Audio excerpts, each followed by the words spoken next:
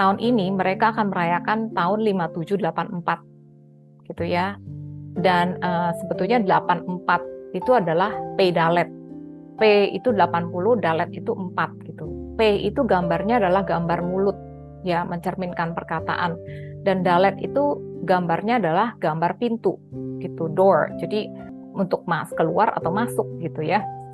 Nah, kita lihat di Amsal 18 ayat 21 dikatakan hidup dan mati dikuasai lidah. Siapa suka menggemakannya akan memakan buahnya.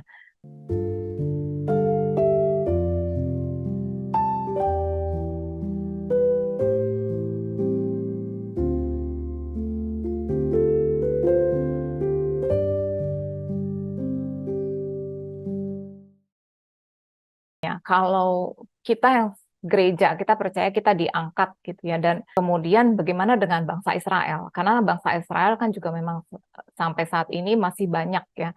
Meskipun banyak juga orang-orang Israel yang sekarang juga sudah bertobat ya, mereka sudah percaya dengan Yesus. Tapi secara keseluruhan ya kita melihat bangsa ya. Jadi secara bangsa itu mereka masih belum menerima Yesus sebagai Mesias mereka. Nah, di Roma 11 itu dikatakan begini, seperti ada tertulis, Allah membuat mereka tidur nyenyak, memberikan mata untuk tidak melihat dan telinga untuk tidak mendengar, sampai kepada hari ini.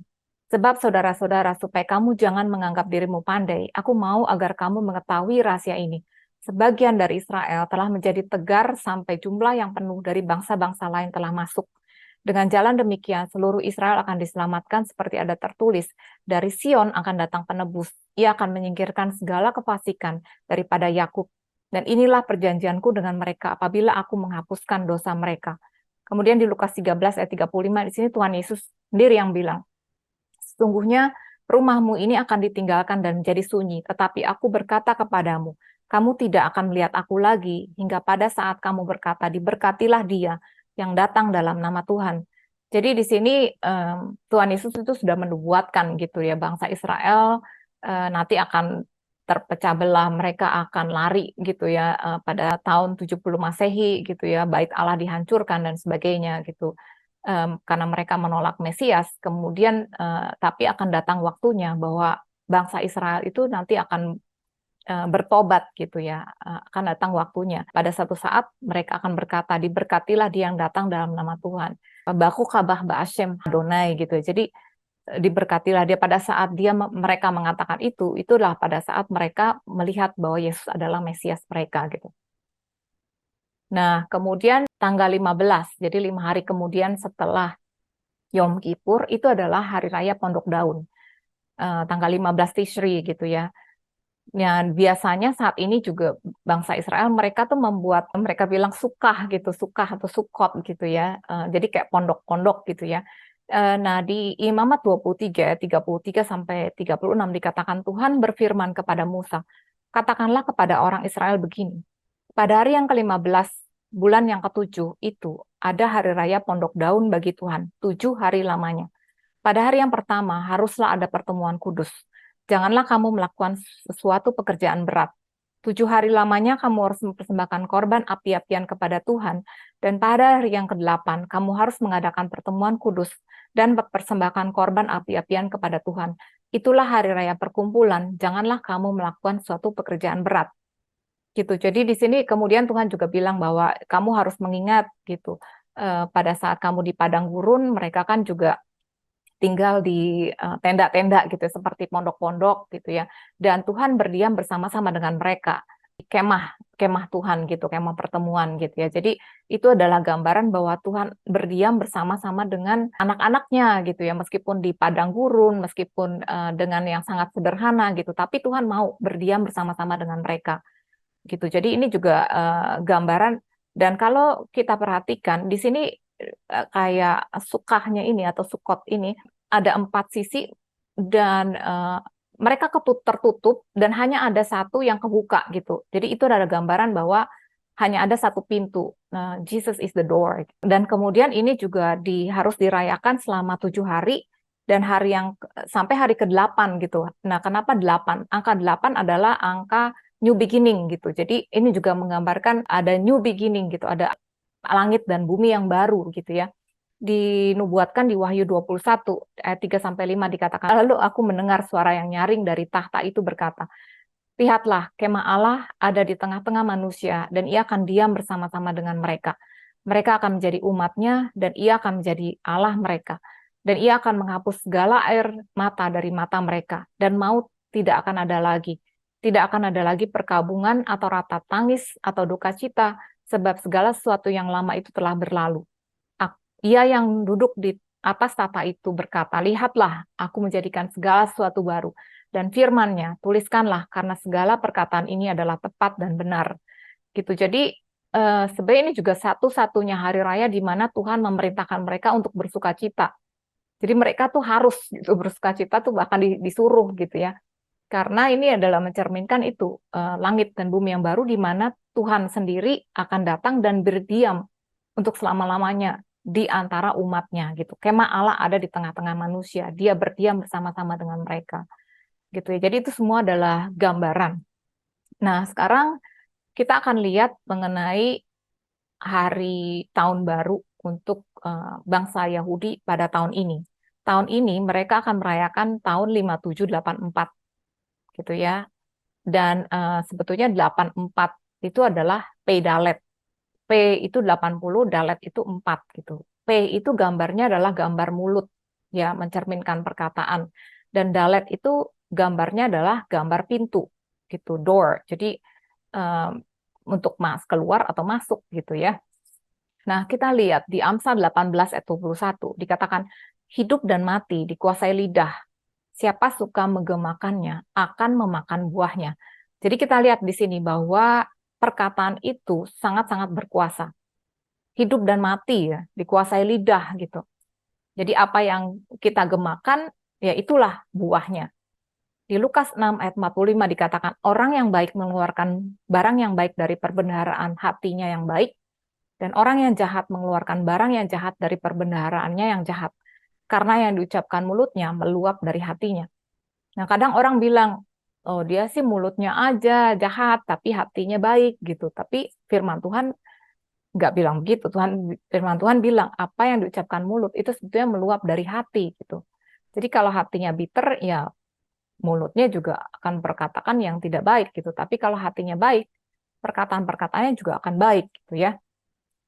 Nah, kemudian kita lihat di Markus 11 ayat 23. Di sini Tuhan Yesus katakan gitu ya, aku berkata kepadamu, sesungguhnya barang siapa berkata kepada gunung ini, beranjaklah dan tercampaklah ke dalam laut, asal tidak bimbang hatinya, tetapi percaya bahwa apa yang dikatakannya itu akan terjadi, maka hal itu akan terjadi baginya.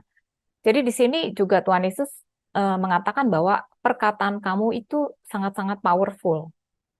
Tapi tidak cuma berkata-kata, tetapi itu kata-kata yang berasal dari hati gitu ya. Jadi di sini dikatakan kamu berkata pada gunung beranjak dan tercampak ke dalam laut, asal tidak bimbang, asal percaya, itu apa yang dikatakan akan terjadi gitu.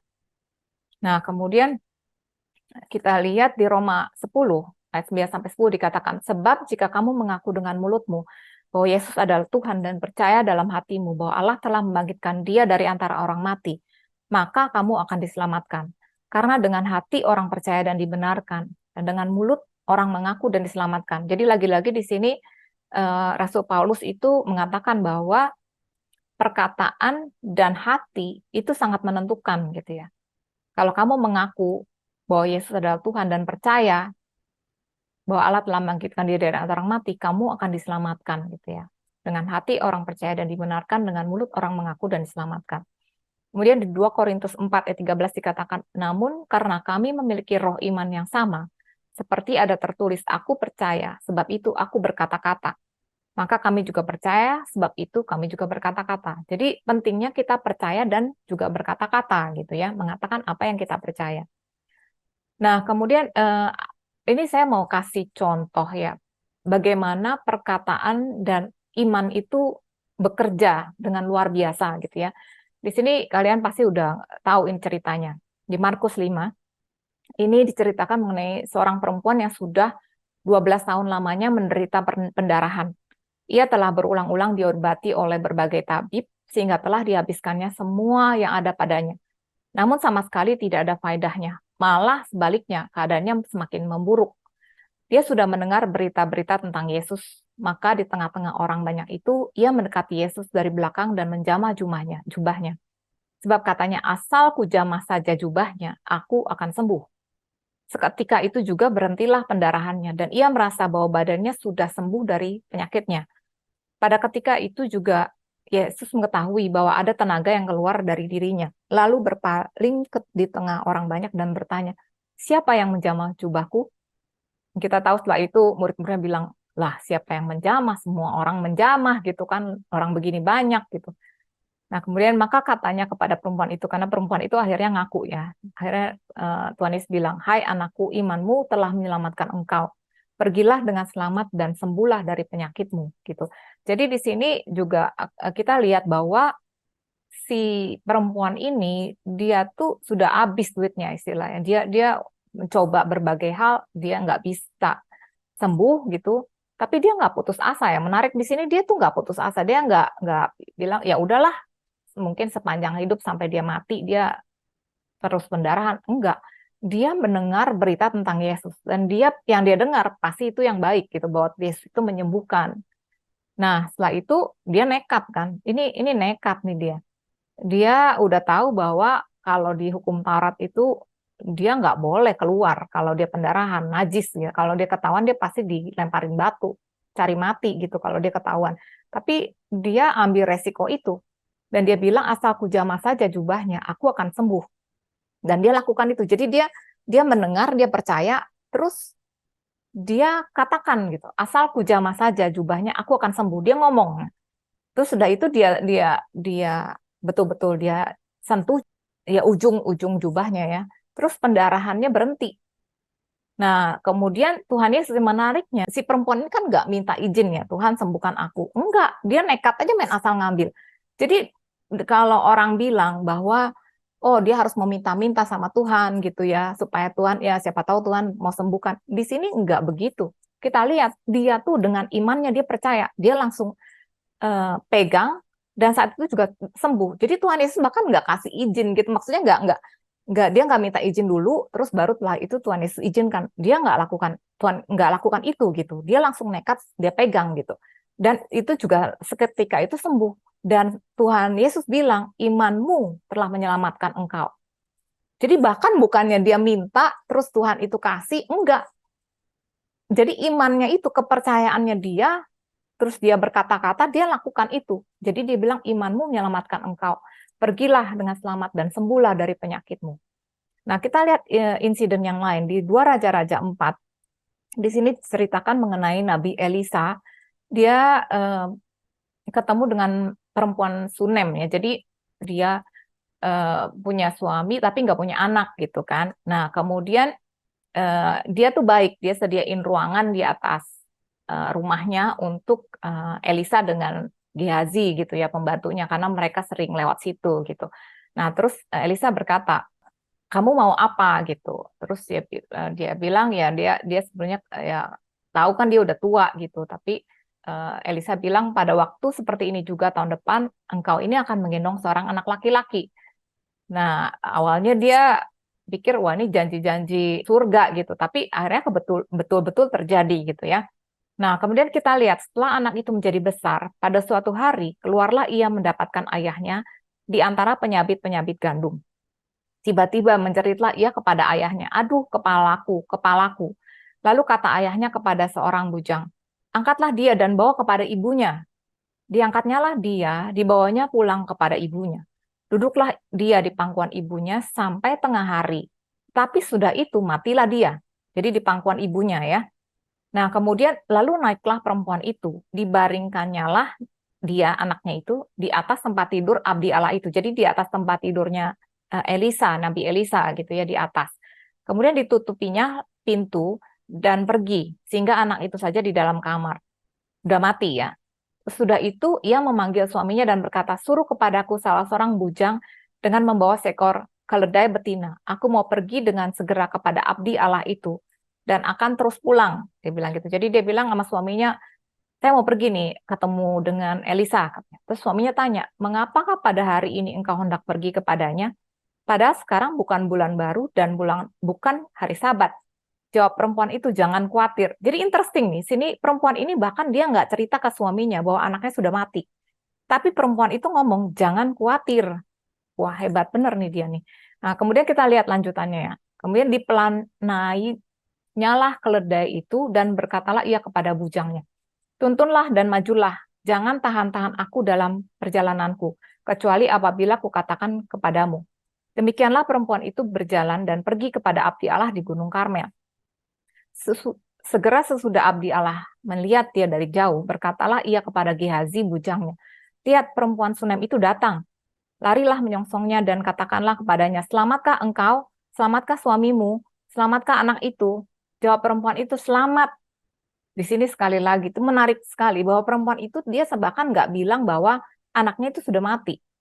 Padahal ditanya kan, gimana kamu? How are you? Gitu kan.